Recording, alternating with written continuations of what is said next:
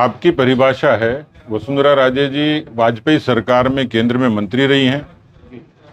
वो लोकसभा और विधानसभा में अनेक बार सदस्य रही हैं, 2 बार मुख्यमंत्री रही हैं, और इसलिए उसको आप इग्नोरेंस कहेंगे तो फिर कोई डेफिनेशन नहीं होगी। और ये डेफिनेशन 2024 जो आपने इलेक्शन लड़ा 25 सीटों पर, पार्टी किसी को भी कैंडिडेट ने इनवाइट नहीं किया कि वसुंधरा राजे को कहीं आपने स्टार प्रचारक में रखा, ना वसुंधरा राजे किसी पे गई, सिर्फ झालावाड़ उलझ के रह गई, तो इग्नोरिंग तो है सर।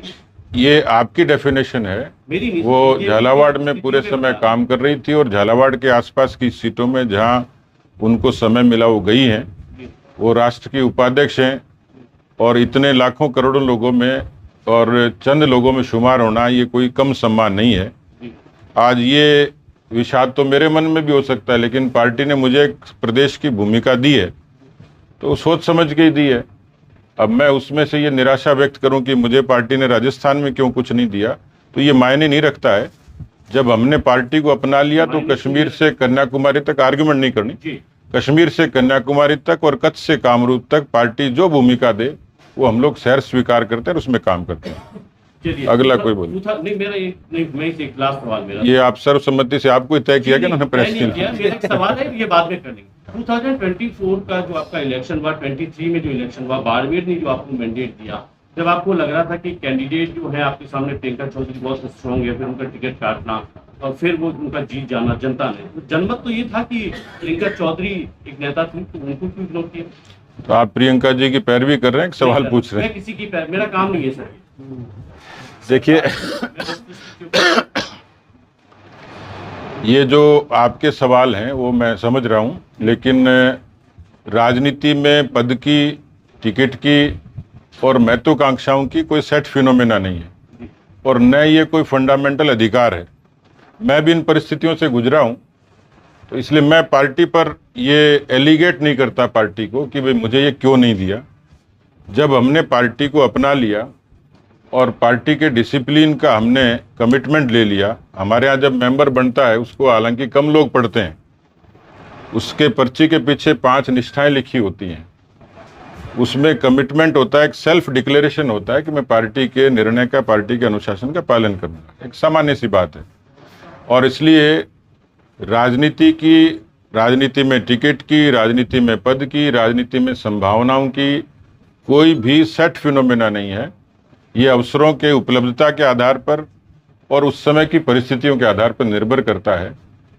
और ये क्लेम तो कोई नहीं करता, हम कभी नहीं कहा कि 200 के 200 जीतेंगे।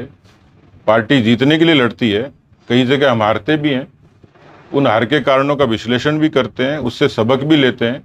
हम बहुत बार जीते भी हैं, बहुत बार हारे भी हैं। मैंने जनसंघ की पृष्ठभूमि का उल्लेख किया, तो जीत तो दिवा स्वप्न जैसी थी, लेकिन हम जीते हैं तो खूबियों के आधार पर जीते हैं, और हारे हैं तो कहीं ना कहीं कोई प्रबंधन की या दूसरे किस्म की कमियां रही होंगी।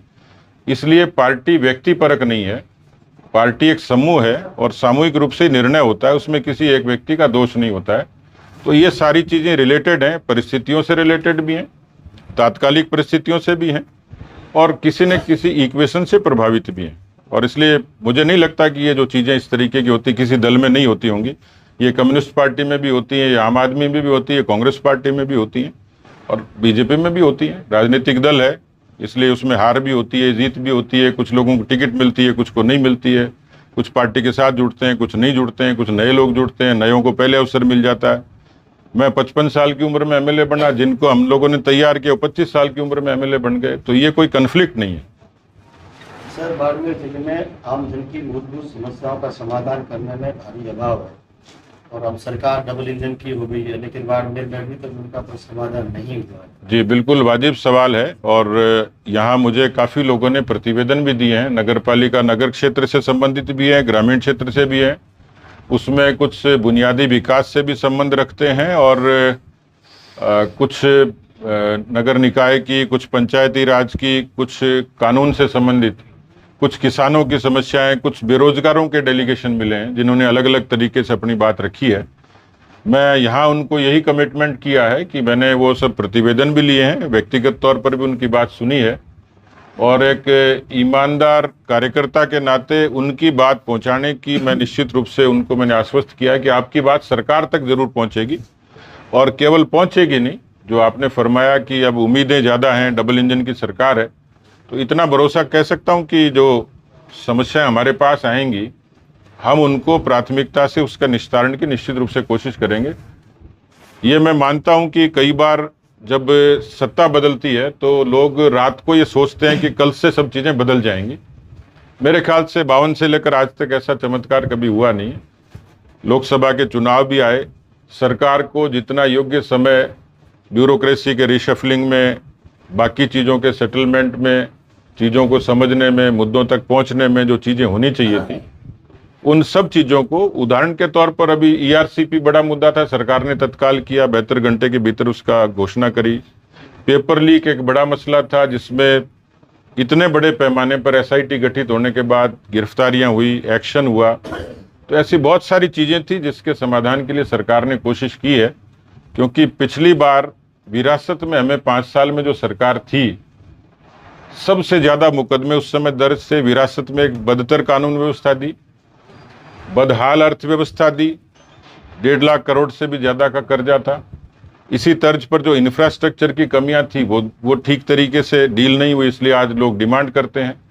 केंद्र की प्रवर्तित योजनाओं की जितनी योजनाएं थी उन योजनाओं को जानबूझकर फेल किया। आयुष्मान को फेल किया, चिरंजीवी लेकर आए, उसका धरातल पर कोई वजूद नहीं था। जल जीवन मिशन में राजस्थान हिंदुस्तान के 30 प्रदेशों में सबसे नीचे पायदान पर था। कितना करप्शन हुआ आप सब लोग उसको पढ़ते हो, आप ही लिखते हो। तो एक चैलेंज था कि केंद्र की योजनाओं को ठीक तरीके से लागू करके डबल इंजन का लाभ कैसे लें। अभी मुझे लगता है कि लोकसभा के चुनाव संपन्न हो गए, सरकार, विधानसभा भी चल रही है, 10 तारीख को बजट आएगा।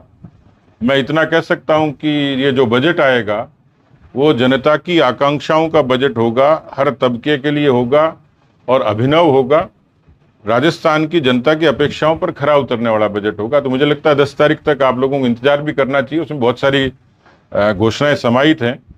पर इतना कह सकता हूं कि भजनलाल जी की सरकार एक ईमानदार सरकार है। एक सामान्य कार्यकर्ता को मुख्यमंत्री के पद पर बैठाना, ये मुझे लगता है मिरेकल जैसा था, कोई सोच भी नहीं सकता था।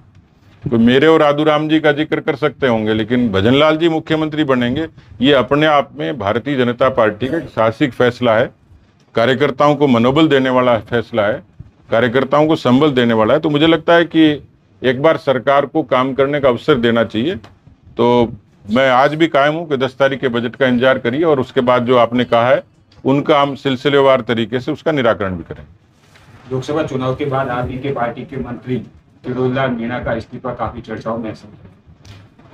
उसके बारे में मैं कहूँगा नहीं, क्योंकि जब तक वो खुद उस पर अपनी राय व्यक्त नहीं कर दें, उसका कारण नहीं बताएं, तो नैतिकता कहती नहीं उसके बारे में कुछ मीनमेख निकालूं, कुछ कहूं। केंद्र के संज्ञान में भी है, प्रदेश की इकाई के संज्ञान में भी। मुझे लगता है कि जो पार्टी के भीतर के इस तरीके के जो मसले होते हैं, हमारा नेतृत्व सक्षम है कि उसका निराकरण समय पर करेगा। राहुल गांधी के बयान के बाद पूरे प्रदेश में लगातार जो है वो विरोध प्रदर्शन हो रहा है, इस पर क्या कहना है? देखिए, मुझे लगता है देश के लोकतंत्र के बारे में कहा जाता है कि भारत का लोकतंत्र परिपक्व हो गया, लेकिन लोकतंत्र के साथ साथ राजनीतिक पार्टियां परिपक्व हो गई, इस चीज का कोई परीक्षण का कोई पैमाना नहीं है। नेता परिपक्व हो गए, इसका कोई पैमाना नहीं है। और अभी भी नेता परिपक्व नहीं हो, उसका पैमाना राहुल गांधी है। वो, उनकी गाड़ी पटरी पर दौड़ते दौड़ते कब पटरी से उतर जाए, और वो जो राहुल गांधी का बयान है वो पटरी से उतरने वाला ही बयान है। लोगों ने कहा कि राहुल गांधी ने नेता प्रतिपक्ष के नाते अच्छा भाषण दिया, पर एक कमी छोड़ दी, यानी एक पूरी कम्युनिटी को कोई व्यक्ति ऐसे कैसे टारगेट कर सकता है। या तो उनके भाषण लिखने वाला कोई गलत व्यक्ति बैठा है, उनको उसके बारे में दुरुस्त करना चाहिए। आप किसी व्यक्ति विशेष के लिए कह सकते हो, किसी समाज विशेष के लिए कह सकते हो, किसी दल विशेष के लिए कह सकते हो। पूरे हिंदू समाज को हिंदू हिंदू कहना और ये हिंसक बोलना कि हिंसा करते हैं, मुझे लगता है कि इसमें कहीं न कहीं विदेशी ताकतों का हाथ है। कि कहीं राहुल गांधी जो लगातार चीन से बराबर वार्तालाप करते हैं दूरभाष पर, उसका नतीजा तो नहीं है। इस तरीके का बयान कोई अपरिपक्व राजनेता ही दे सकता है। Sir, government of Rajasthan